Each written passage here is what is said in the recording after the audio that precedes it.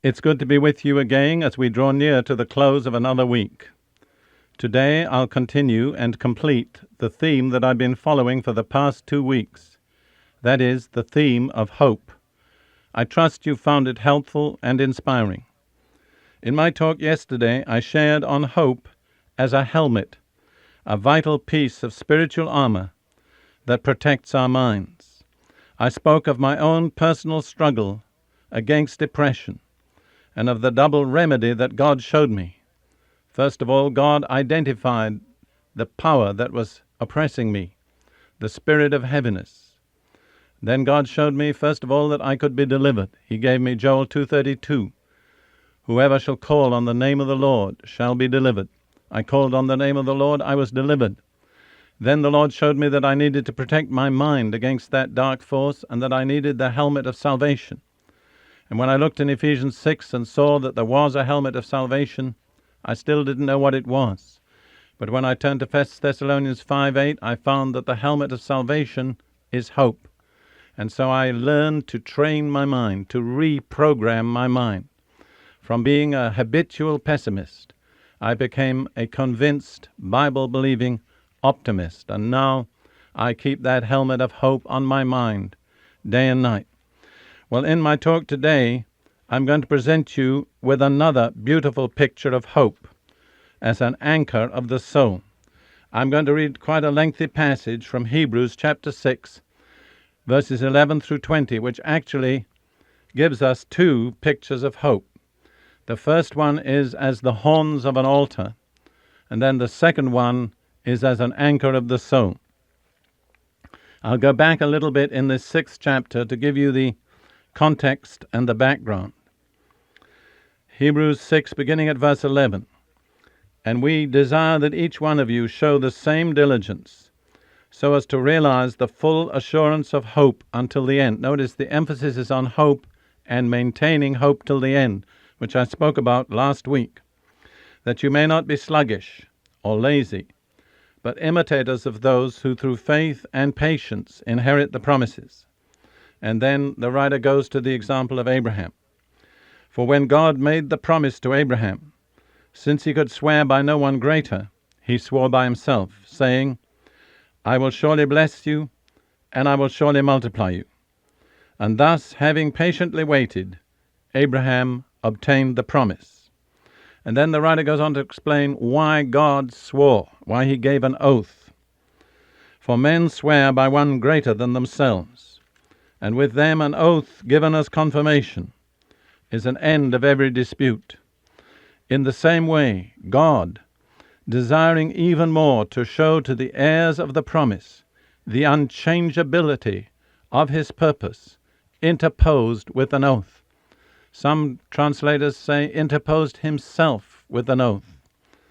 Going on, in order that by two unchangeable things, in which it is impossible for God to lie, we may have strong encouragement, we who have fled for refuge in laying hold of the hope set before us. Notice there some of the teaching in that verse before I complete the reading. Hope must be maintained until the end, and it's associated with diligence, faith, perseverance, and patience. In fact, hope is the key to perseverance and patience. And then notice that God desires our confidence be based on two unchangeable things. The first is his word. The second is his oath.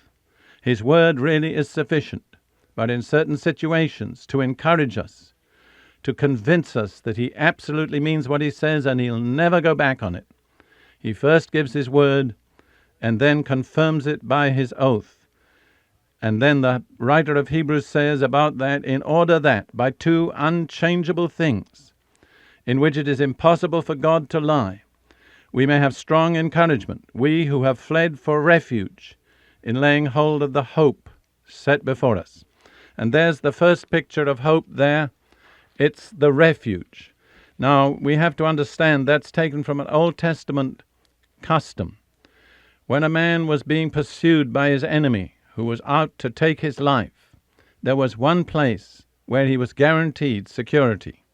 If he could run to the altar of God and catch hold of the horns of the altar. For on the altar there were 4 horns, one at each corner. Then no one dared to pull that man away from the horns of the altar.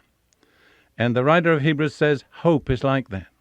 When the enemy is pursuing you, when he's almost breathing down your neck, when you feel there's no way of escape, the place of refuge is the horns of the altar. Find it, cling on to it. What are the horns of the altar? The hope that God has given us in these 2 immutable things. The first, His Word. The second, His oath. So if today you feel pressured, you wonder where to turn, I recommend you turn to the altar, the place of sacrifice that represents the death of Jesus Christ on our behalf, and lay hold of the horns of hope that come out of that altar, and you'll be secure. The enemy and the avenger will not be able to follow you there.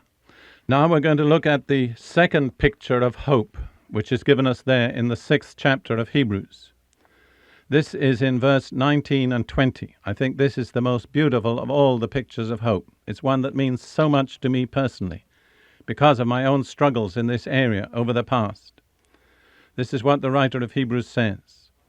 This hope we have as an anchor of the soul, both sure and steadfast, and one which enters within the veil. That's the second veil into the Holy of Holies, where Jesus has entered as a forerunner for us, having become a high priest forever, according to the order of Melchizedek. So here, hope is pictured as an anchor of the soul, and it's described as sure and steadfast, and it enters in within the veil. It passes out of time into eternity. It's fastened in the rock of ages, in the very presence of Almighty God.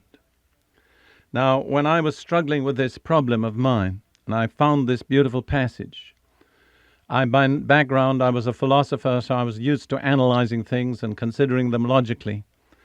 And I said to myself, it's an anchor. And then I said, what needs an anchor? What kind of thing needs an anchor? And then I said to myself, a boat needs an anchor. And I said, why does a boat need an anchor? Because a boat is made to float on water. And water is a totally unstable element. There is nothing in water that you can fasten to that will hold you secure.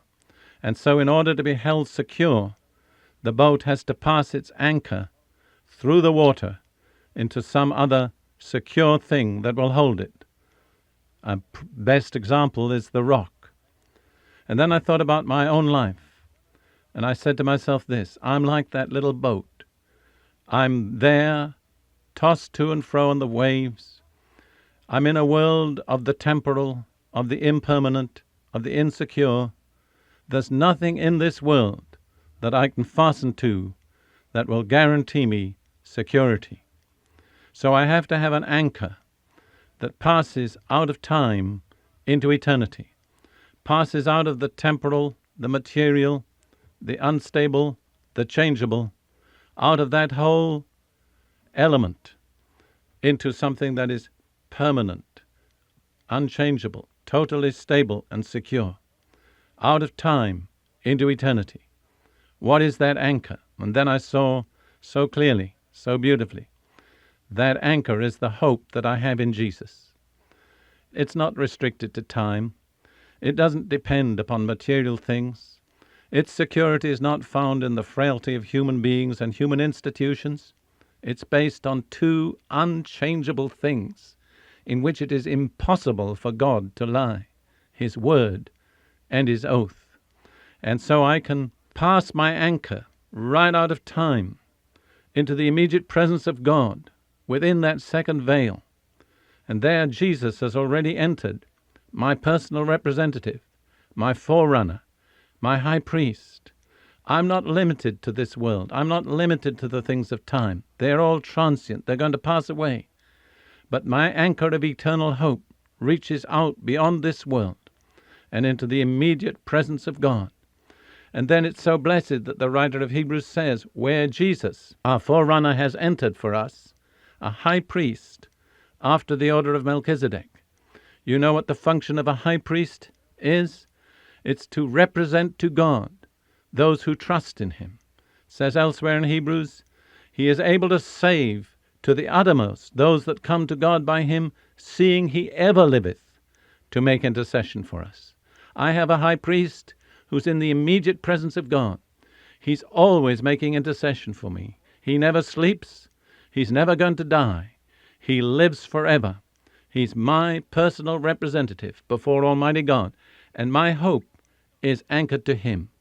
My hope is anchored to the eternal, unchanging Christ.